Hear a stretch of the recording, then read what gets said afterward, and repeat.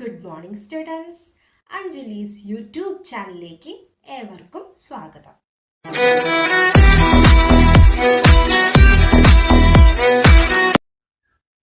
ഇന്ന് നമ്മൾ സയൻസിലെ ഒരു പുതിയ ടോപ്പിക്കാണ് പഠിക്കുന്നത്. ആ ടോപ്പിക് എന്തായിരിക്കും? ടീച്ചർ ഒരു വീഡിയോ കാണിക്കാം. ആ വീഡിയോയെ കുറിച്ച് നിങ്ങളോട് ചോദ്യങ്ങൾ ചോദിക്കുന്നതായിരിക്കും. അതിനുള്ള ഉത്തരങ്ങൾ നിങ്ങൾ കമൻറ്റ് ബോക്സിൽ ടൈപ്പ് ചെയ്യണം. എന്നാൽ നമുക്ക് വീഡിയോ കണ്ടാലോ?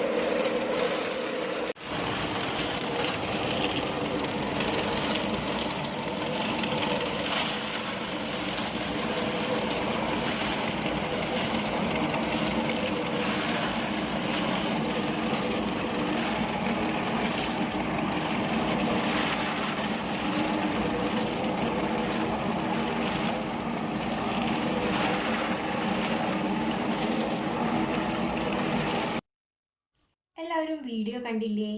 എന്തിനെ കുറിച്ചുള്ള വീഡിയോ ആയിരുന്നു അത്? അതെ, അത് തന്നെ, റോഡ് പണിയെ കുറിച്ചുള്ള വീഡിയോ. ആ വീഡിയോയിൽ ടാറ് ചൂടാക്കിയെടുക്കുന്നത് നിങ്ങൾ കണ്ടിട്ടുണ്ടാവും. എന്തിനായിരിക്കും റോഡ് പണിക്ക് ഉപയോഗിക്കുന്ന ടാർ ചൂടാക്കുന്നത്? അതിനു പിന്നിലെ ശാസ്ത്രീയ രഹസ്യം എന്തായിരിക്കും? അതിനെക്കുറിച്ചാണ് നമ്മൾ ഇന്ന് പഠിക്കാൻ പോകുന്നത്. അതിനു മുമ്പായി നമുക്കൊരു പരീക്ഷണം കണ്ടു നോക്കാം. അതിനെക്കുറിച്ചും ടീച്ചർ ചില ചോദ്യങ്ങൾ നിങ്ങളോട് ചോദിക്കും. ഉത്തരം കമൻറ്റ് ബോക്സിൽ ടൈപ്പ് ചെയ്യുക. പ്രവർത്തനം ചെയ്തു നോക്കാനായി നമുക്ക് 3 വ്യത്യസ്ത ദ്രാവകങ്ങൾ ആവശ്യമാണ്: തേൻ, വെളിച്ചെണ്ണ, ജലം. ഇവ കൂടാതെ പരന്ന ഗ്ലാസ് പ്രതലവും ഡ്രോപ്പറുകളും ആവശ്യമുണ്ട്. പരന്ന ഗ്ലാസ് പ്രതലത്തിലേക്ക് ഓരോ ദ്രാവകത്തിൻ്റെയും തുള്ളികൾ ഒറ്റിക്കണം.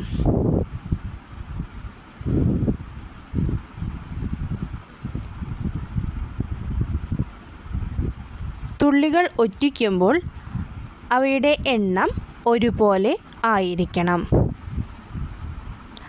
അതിനുശേഷം നമ്മൾ അതിനെ പതുക്കെ ചെരിച്ചു നോക്കണം.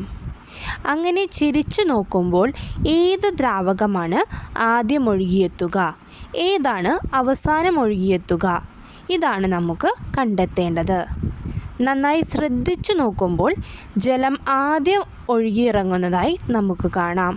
അതിന് പിന്നാലെ വെളിച്ചെണ്ണയും, ഏറ്റവും അവസാനം വളരെ വേഗത കുറഞ്ഞാണ് തേൻ ഒലിച്ചിറങ്ങുന്നത്. ഓരോ ദ്രാവകത്തിൻ്റെയും ചലന വേഗത വ്യത്യസ്തമാണ്. അവിടെ ഒഴുക്കിൻ്റെ വേഗം വ്യത്യസ്തപ്പെടാനുള്ള കാരണം എന്തായിരിക്കും? കണ്ടെത്താം. പ്രവർത്തനം കണ്ടല്ലോ. 3 വ്യത്യസ്ത ദ്രാവകങ്ങളായിരുന്നു നമ്മൾ എടുത്തത്. ഒന്ന് ഹണി, ഒന്ന് വെളിച്ചെണ്ണ, ഒന്ന് വെള്ളം. ഈ 3 നമ്മൾ എന്ത് ചെയ്തു? ഒരു ഗ്ലാസ് പ്രതലത്തിൽ ഒറ്റിച്ചു. ഓരോ തുള്ളി വീതമാണ് ഒറ്റിച്ചത് അല്ലേ? ആദ്യം ഏതാണ് ഒഴുകിയെത്തിയത്? അതേ, നമ്മുടെ സ്വന്തം വെള്ളം. പിന്നെ ഓയിൽ, പിന്നെ ഹണി. ഒന്നിൻ്റെയും ഒഴുക്കിൻ്റെ രീതി വ്യത്യസ്തമാണ്. ഏറ്റവും ആദ്യം ഒഴുകിയെത്തിയത് ജലമാണെങ്കിൽ ഏറ്റവും അവസാനം ഒഴുകിയെത്തിയത് തേനാണ്. അതിന് പിന്നിലെ കാരണം എന്തായിരിക്കും? 3 ദ്രാവകങ്ങളാണ്. എന്നിട്ടും ഒഴുക്കിൻ്റെ ശക്തിക്ക് വ്യത്യാസമുണ്ട്. അതെ, അതിന് കാരണം അവരുടെ വിസ്കോസിറ്റിയിലുള്ള വ്യത്യാസമാണ്. അതിനാൽ എന്താണ് വിസ്കസ് ബലമെന്നും വിസ്കോസിറ്റി എന്നും നമുക്ക് കണ്ടു നോക്കാം. പ്രവർത്തനം അടിസ്ഥാനമാക്കി വ്യത്യസ്ത ദ്രാവകങ്ങളുടെ ഒഴുക്കിൻ്റെ വേഗം വ്യത്യസ്തമാണെന്ന് കണ്ടെത്തി. ഗ്ലാസ് പ്ലേറ്റ് മൂലമുള്ള ഘർഷണം കൂടാതെ ഓരോ ദ്രാവകത്തിൻ്റെയും വിവിധ അടുക്കുകൾ തമ്മിലും ഒരു ഘർഷണബലമുണ്ട്. ഈ ഘർഷണബലമാണ് ദ്രാവകത്തിൻ്റെ ഒഴുക്കിനെ തടയുന്നത്. ഈ ഘർഷണബലത്തെ നമുക്ക് വിസ്കസ് ബലമെന്ന് വിളിക്കാം. ഈ വിസ്കസ് ബലം ഉളവാക്കാനുള്ള ഓരോ ദ്രാവകങ്ങളുടെയും സവിശേഷ സ്വഭാവമാണ് അതിൻ്റെ വിസ്കോസിറ്റി. ഈ പ്രവർത്തനത്തിൽ നിന്ന് വിസ്കോസിറ്റി ഏറ്റവും കൂടിയ ദ്രാവകം തേനാണെന്നും വിസ്കോസിറ്റി ഏറ്റവും കുറഞ്ഞ ദ്രാവകം ജലമാണെന്നും നമുക്ക് പറയാം. ഇനി വിസ്കോസിറ്റിയുടെ നിർവചനവും വിസ്കസ് ബലത്തിൻ്റെ നിർവചനവും നമുക്ക് കാണാം. വിസ്കസ് ബലം ചലിച്ചുകൊണ്ടിരിക്കുന്ന ദ്രാവക പടലങ്ങൾക്കിടയിൽ അവയുടെ ആപേക്ഷിക ചലനത്തെ തടസ്സപ്പെടുത്തുന്ന വിധത്തിൽ പടലങ്ങൾക്ക് സമാന്തരമായി പ്രവർത്തിക്കുന്ന ഘർഷണ ബലമാണ് വിസ്കസ് ബലം. ഇതിൽ നിന്ന് ചില കാര്യങ്ങൾ വ്യക്തമാണ്. വിസ്കസ് ബലം ഒരു ഘർഷണ ബലമാണ്. അത് ദ്രാവക പടലങ്ങൾക്കിടയിലാണ് അനുഭവപ്പെടുന്നത്. അവ ദ്രാവക പടലങ്ങളുടെ ചലനത്തെ തടസ്സപ്പെടുത്തുന്നു. ദ്രാവകപടലങ്ങളുടെ ചലനത്തിന് വിപരീത ദിശയിലാണ് ഈ ഘർഷണ ബലം അനുഭവപ്പെടുന്നത്. വിസ്കസ് ബലത്തിലുള്ള വ്യത്യാസം മൂലമാണ് ഓരോ ദ്രാവകങ്ങൾക്കും വ്യത്യസ്തമായ ചലന വേഗത ഉള്ളത്. ഈ വിസ്കസ് ബലം ഉളവാക്കാനുള്ള ദ്രാവകങ്ങളുടെ ശേഷിയാണ് വിസ്കോസിറ്റി. ഇനി നമുക്ക് വിസ്കോസിറ്റിയെക്കുറിച്ച് പരിചയപ്പെടാം. വിസ്കോസിറ്റി ദ്രാവക പടലങ്ങൾ തമ്മിലുള്ള ആപേക്ഷിക ചലനം കുറയ്ക്കത്തക്ക വിധത്തിൽ അവയ്ക്കിടയിൽ ബലമുളവാക്കാൻ ദ്രാവകത്തിനുള്ള സവിശേഷ സ്വഭാവമാണ് അതിൻ്റെ വിസ്കോസിറ്റി. നമ്മുടെ പ്രവർത്തനത്തിൽ വിസ്കോസിറ്റി ഏറ്റവും കൂടിയ ദ്രാവകം തേനായിരുന്നു, ഏറ്റവും കുറവ് ജലത്തിനും.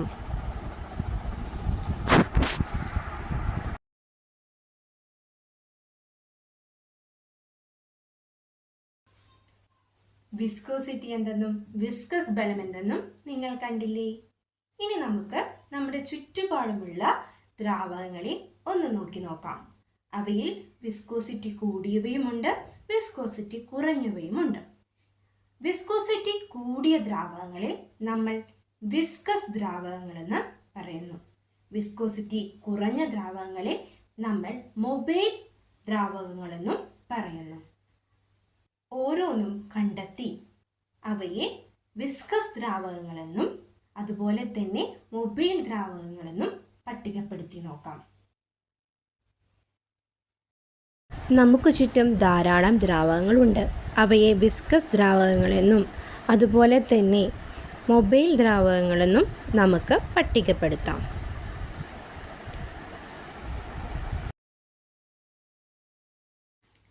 വീഡിയോയുടെ അടിസ്ഥാനത്തിൽ നിങ്ങൾക്ക് ദ്രാവകങ്ങളെ വിസ്കസ് ദ്രാവകങ്ങളെന്നും മൊബൈൽ ദ്രാവകങ്ങളെന്നും പട്ടികപ്പെടുത്താൻ സാധിച്ചോ? ടീച്ചർ പട്ടികപ്പെടുത്തിയത് ഒന്ന് കണ്ടു നോക്കൂ. നിങ്ങളുടെ ഉത്തരവുമായി താരതമ്യം ചെയ്ത് നോക്കുക. ഏതൊക്കെയാണ് വിസ്കസ് ദ്രാവകങ്ങൾ?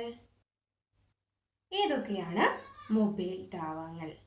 നിങ്ങൾ കണ്ടെത്തി എഴുതിയത് ശരിയല്ലേ? ഉറപ്പുവരുത്തൂ. നിത്യജീവിതത്തിൽ നാം കണ്ടുവരുന്ന തേൻ, peanut butter, petroleum jelly, glycerin തുടങ്ങിയവ വിസ്കസ് ദ്രാവകങ്ങൾക്ക് ഉദാഹരണമാണ്. ജലം, പാൽ, വെളിച്ചെണ്ണ, മണ്ണെണ്ണ തുടങ്ങിയ ദ്രാവകങ്ങൾ മൊബൈൽ ദ്രാവകങ്ങളും ആണ്. ഇനി ടീച്ചർ ആദ്യം ചോദിച്ച ചോദ്യത്തിലേക്ക് കടന്നു വരാം. എന്തിനാണ് റോഡ് പണിക്ക് ഉപയോഗിക്കുന്ന ടാർ ഉരുക്കുന്നത്? അത് ചൂടാക്കുന്നത് എന്തിനാണ്? അതിനു മുൻപായി നമുക്ക് ഒരു പരീക്ഷണം കണ്ടു നോക്കാം. താപനിലയും ദ്രാവകങ്ങളുടെ വിസ്കോസിറ്റിയും തമ്മിലുള്ള ബന്ധം കണ്ടെത്താനുള്ള പ്രവർത്തനമാണിത്. അതിനായി നമുക്ക് ആവശ്യമുള്ളത് വ്യത്യസ്ത താപനിലയിൽ ചൂടാക്കിയ തേനും മാർബിൾ ഗോലികളുമാണ്. 100 ഡിഗ്രി സെൽഷ്യസിൽ ചൂടാക്കിയ തേനും 50 ഡിഗ്രി സെൽഷ്യസിൽ ചൂടാക്കിയ തേനും എടുത്തിരിക്കുന്നു. രണ്ടിലേക്കും ഒരേ സമയം മാർബിൾ ഗോലികൾ നിക്ഷേപിക്കുമ്പോൾ താപനില കൂടിയവയിൽ മാർബിൾ ഗോലി പെട്ടെന്ന് ഊർന്നിറങ്ങുന്നതായി നമുക്ക് കാണാം. എന്നാൽ താപനില കുറഞ്ഞവയിൽ മാർബിൾ ഗോലികൾ പതുക്കെയാണ് താഴേക്ക് പതിക്കുന്നത്. ഇതിനാണ് ഒഴുക്കിൻ്റെ ശക്തി കൂടുതൽ, ഒഴുക്കിൻ്റെ വേഗത നമ്മുടെ ചൂടാക്കിയ തേനിനാണ് കൂടുതൽ. ഇതിൽ നിന്ന് ഒരു കാര്യം വ്യക്തമാണ്. താപനില കൂടുമ്പോൾ ഒഴുക്കിൻ്റെ വേഗത കൂടുന്നു. അതായത് താപനില വർദ്ധിക്കുമ്പോൾ ദ്രാവകങ്ങളുടെ വിസ്കോസിറ്റി കുറയുന്നു. അതന്നെ, വിസ്കോസിറ്റി കുറയുന്നു. ടാർ ചൂടാക്കുമ്പോൾ അതിൻ്റെ വിസ്കോസിറ്റി കുറയുന്നു, അതിൻ്റെ ഒഴുക്കിൻ്റെ വേഗത കൂടുന്നു. അതിന് കൂടുതൽ പ്രതലത്തിലേക്ക് ഒഴുകി പടരാനും കല്ലിനെയും മണ്ണിനെയും ചേർത്ത് നല്ല ശക്തി നൽകാനും കഴിയുന്നു. അങ്ങനെ റോഡ് ബലമുള്ളതായി മാറുന്നു. അതാണ് ടാർ ചൂടാക്കുന്നതിന് പിന്നിലെ ശാസ്ത്രീയ രഹസ്യം. നിങ്ങൾക്ക് കിട്ടിയിരിക്കുമല്ലോ. താപനില വ്യത്യസ്തമായ തേൻ ഉപയോഗിച്ച് നടത്തിയ പ്രവർത്തനത്തിൽ നിന്ന് താപനില വർദ്ധിക്കുമ്പോൾ ദ്രാവകങ്ങളുടെ വിസ്കോസിറ്റി കുറയുന്നതായി കണ്ടെത്തി. വിസ്കോസിറ്റി കുറയുന്നത് വഴി ദ്രാവകങ്ങളുടെ ഒഴുക്കിൻ്റെ വേഗത വർദ്ധിക്കുന്നു. നിത്യജീവിതത്തിൽ താപനില വർദ്ധിക്കുമ്പോൾ ദ്രാവകങ്ങളുടെ വിസ്കോസിറ്റി കുറയുന്ന സന്ദർഭങ്ങൾ കണ്ടെത്തി എഴുതുമല്ലോ. ഇന്നത്തെ ക്ലാസ്സിൽ നമ്മൾ വിസ്കോസിറ്റി എന്തെന്ന് കണ്ടു, വിസ്കസ് ബലം എന്തെന്ന് കണ്ടു. അതുപോലെ തന്നെ ദ്രാവകങ്ങളെ നമ്മൾ 2 തരത്തിൽ പട്ടികപ്പെടുത്താനും പഠിച്ചു. വിസ്കസ് ദ്രാവകങ്ങളും മൊബൈൽ ദ്രാവകങ്ങളും. പിന്നീട് നമ്മൾ എന്താണ് പഠിച്ചത്? അത് തന്നെ, താപനില വർദ്ധിക്കുമ്പോൾ വിസ്കോസിറ്റി കുറയുന്നുവെന്നും നമ്മൾ കണ്ടു. ഇന്നത്തെ പ്രധാന ആശയങ്ങൾ നമുക്ക് ഒന്നും കൂടി ചർച്ച ചെയ്യാം.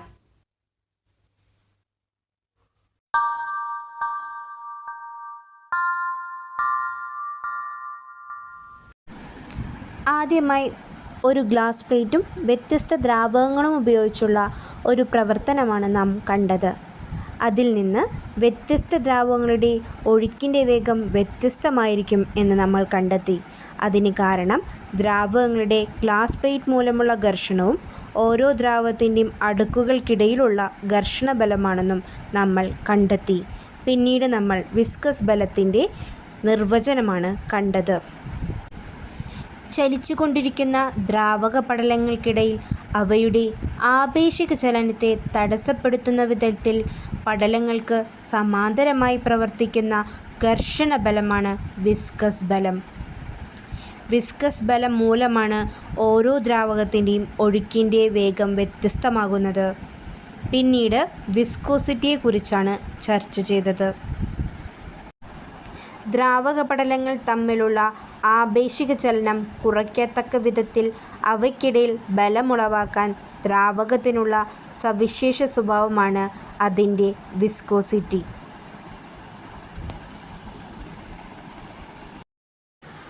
വിസ്കോസിറ്റി ശേഷം പിന്നീട് നമ്മൾ കണ്ടത് വിസ്കസ് ദ്രാവകങ്ങൾ എന്താണെന്നാണ്. വിസ്കോസിറ്റി കൂടിയ ദ്രാവകങ്ങളാണ് വിസ്കസ് ദ്രാവകങ്ങൾ. അതിനുശേഷം നമ്മൾ മൊബൈൽ ദ്രാവകങ്ങൾ എന്താണെന്ന് കണ്ടു. വിസ്കോസിറ്റി കുറഞ്ഞ ദ്രാവകങ്ങളാണ് മൊബൈൽ ദ്രാവകങ്ങളെന്ന് അറിയപ്പെടുന്നത്. പിന്നീട് നമ്മൾ വിവിധ ദ്രാവകങ്ങളെ വിസ്കസ് ദ്രാവകങ്ങളെന്നും മൊബൈൽ ദ്രാവകങ്ങളെന്നും പട്ടികപ്പെടുത്തി. തേൻ, peanut butter, petroleum jelly, glycerin തുടങ്ങിയവ വിസ്കസ് ദ്രാവകങ്ങളും ജലം, പാൽ, വെളിച്ചെണ്ണ, മണ്ണെണ്ണ എന്നിവ മൊബൈൽ ദ്രാവകങ്ങളും ആണ്. അതിനുശേഷം താപനില വർദ്ധിക്കുമ്പോൾ ദ്രാവകങ്ങളുടെ വിസ്കോസിറ്റി കുറയുന്നതായി നമ്മൾ കണ്ടെത്തി. ഇത്രയുമാണ് പ്രധാന ആശയങ്ങൾ. ഏതൊരു പാഠഭാഗം പഠിച്ചു കഴിഞ്ഞാലും ഹോംവർക്ക് നിർബന്ധമല്ലേ? അതിനാൽ ടീച്ചർ ഒരു ചോദ്യം നിങ്ങൾക്ക് ഹോംവർക്കായി തരാം. നിങ്ങളത് എഴുതിയെടുക്കുകയും അടുത്ത ക്ലാസ്സിൽ അതിനുത്തരം കണ്ടെത്തി വരികയും വേണം.